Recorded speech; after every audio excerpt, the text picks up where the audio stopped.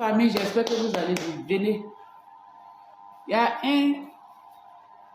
un abonné qui m'a dit que, madame, il faut parler de ventilateur avec les bébés là. Est-ce qu'on peut utiliser ventilateur avec les bébés? Les papas, les mamans, venez vous asseoir, vous allez bien écouter. Abonnez-vous, partagez, et puis écoutez jusqu'à la fin. La vidéo sera longue. Abonnez-vous, partagez. Je vais faire pour ventilateur, puis je vais faire pour climatiseur. Les mamans qui utilisent ventilateur là, pour mettre sur les bébés là, sachez que les bébés, ils étaient dans un milieu aquatique dans le ventre. Quand on dit milieu aquatique là, où ils étaient là-bas, ils étaient dans l'eau. Dans la poche où ils étaient là, ils étaient dans l'eau même. Ils baignaient dans l'eau, tout ça. C'est pour cela nos mamans ont compris.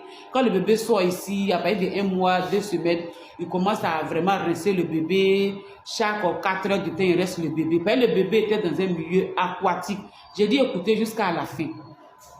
Donc quand on fait venir les bébés au monde, il est venu d'une chose comme d'une température un peu peut-être chaude.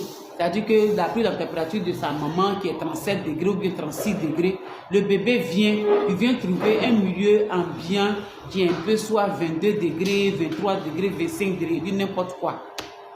C'est pour cela qu'on habille les bébés, on met les gants, on met les bonnets, on met les chaussons, on met d'abord barboteuse et puis on met ce grenier dessus.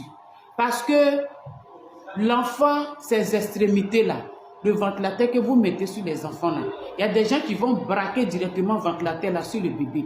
Ça va sécher ces extrémités. Quand on dit extrémités là, la bouche, le nez, les yeux, tout ça sont les extrémités aussi.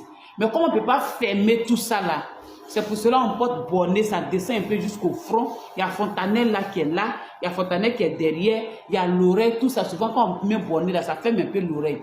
Tout ce qui est extrémité, on doit fermer, ça ne doit pas sécher.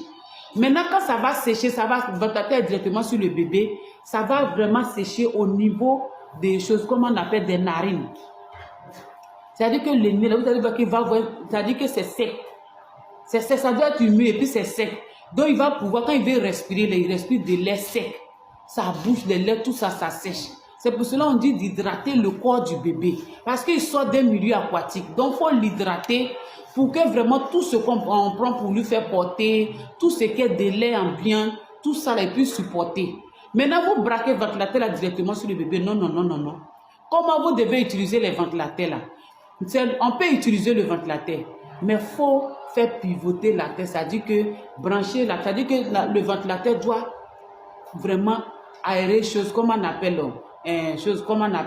la salle où le bébé est couché là. Le ventilateur peut souffler maintenant